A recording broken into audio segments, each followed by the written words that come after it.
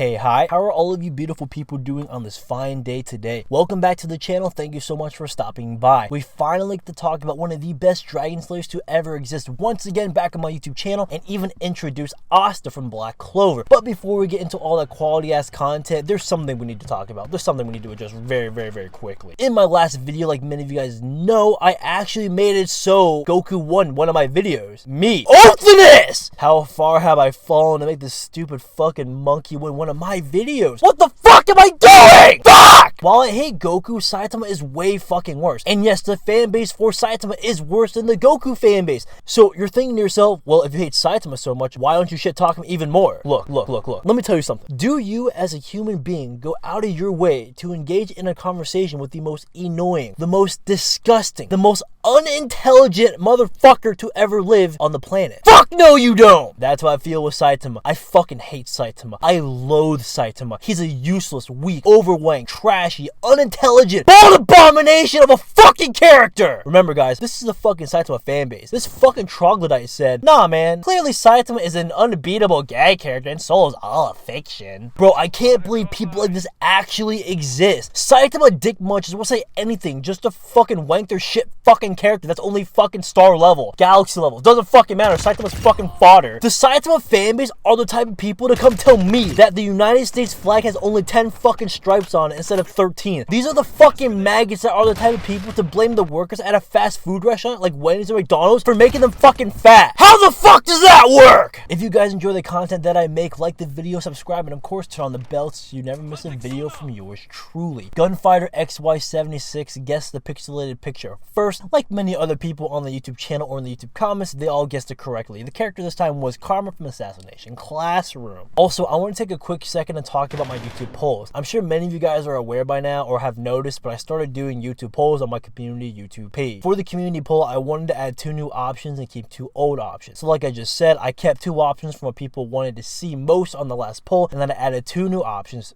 for the poll. So for example, even if Anos and the Rune King Thor loses in this week's poll, it'll still be in next week's poll because it had the second highest percentage or whatever. So I'm gonna keep doing this for each week because I feel like it's fair for people who want to see options be presented, just have a chance to be shown for next week or the week after or whatever it may be. Also, motherfuckers really out here thinking Anos can beat the true magic gods?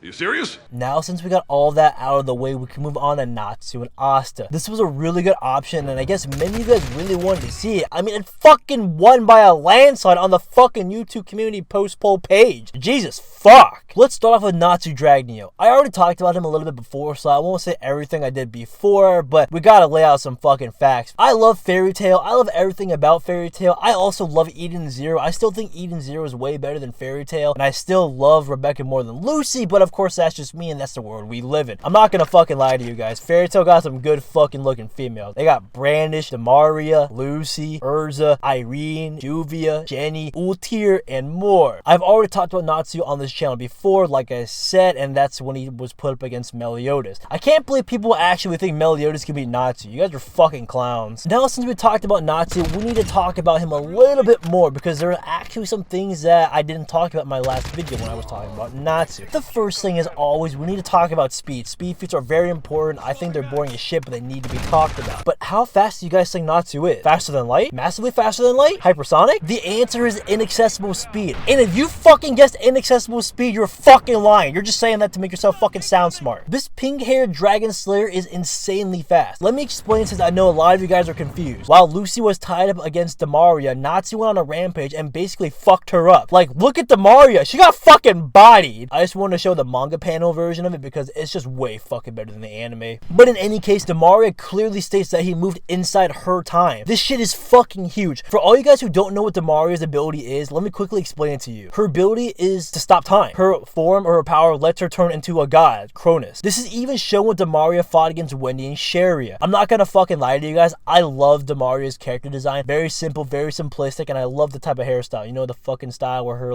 hair goes around the eye. I don't fucking know, I just fucking love that that shit. And she is definitely my favorite out of the friggin' 12. Demaria confirms Natsu can't move and stop time, and she confirmed that his stop power can surpass even the gods. While we establish that he can move at inaccessible speeds, homie is still getting fucking bodied by Ignia. Bro, real talk, Ignia is a fucking badass. I really love his character design as well. I really hope we see more with Ignia in the future. Some other things that I missed with Natsu in my last video is that he is resistant to mind manipulation. That was only with the help of Wendy, but he still has it. Here are some more proof that she can control people by hypnotism. It's also worth mentioning that Natsu can bring out his dragon scale to block attacks whenever he feels like it. Earlier I mentioned Ignia, but what's most important is that Natsu can use Ignia's flames whenever he wants. The time Natsu fought the water dragon god, he did use Ignia's flames, but he again used them later on, just proving he can use Ignia's flames whenever the fuck he wants. The last thing I really want to talk about is Natsu being resistant to soul manipulation. While Natsu was fighting Wraith, another 5th generation dragon slayer who's actually a part of Fairytail, he pulled Natsu's soul out from his body. Right after that shit happens, Natsu as a soul bites and punches Wraith. He then transformed himself into a fucking thought projection for some unknown fucking reason, and he actually hits Wraith, who's a fucking ghost. The best thing about this is that he can do this whenever the fuck he wants. Alright, since we talked about Natsu, we can finally move on to Asta. This fucking buff rock looking midget motherfucker is something else. I'll tell you guys right now, Asta is way stronger than people give him credit for. Like Natsu, let's talk about Asta's speed feats. I won't lie to you guys, Asta has inaccessible speed just like Natsu and many other characters. It's like everyone's just getting fucking inaccessible speed now. Fuck! As we all know, Julius's magic is to manipulate time. His other personality was fighting Asta and he froze time around him. Asta was able to still move in that stop time due to his anti-magic. Asta also has the ability to even destroy all of his time magic with his demon destroyer sword. So let's go over this very quickly. Yes, both Natsu and Asta have immeasurable speed. But now let's move on to Asta's swords, because I know a lot of people know of his swords, but a lot of people don't know what they do exactly. First, let's talk about his demon slayer sword. This sword can cut and reflect magic off of its surface. Asta can summon this sword by its name, and he can even fly on top of it. He can also use anti-magic to extend the sword's length and width as long as he wants. The next sword is called the Demon Dweller Sword. This sword can cut magic too, but most importantly, it can absorb mana of anyone in its vicinity. The sword can also borrow others' magical power and release it in slashes. The third sword is called the Demon Destroyer Sword. While it can also cut through magic, it can nullify any magic spells. It also grows anti-magic tendrils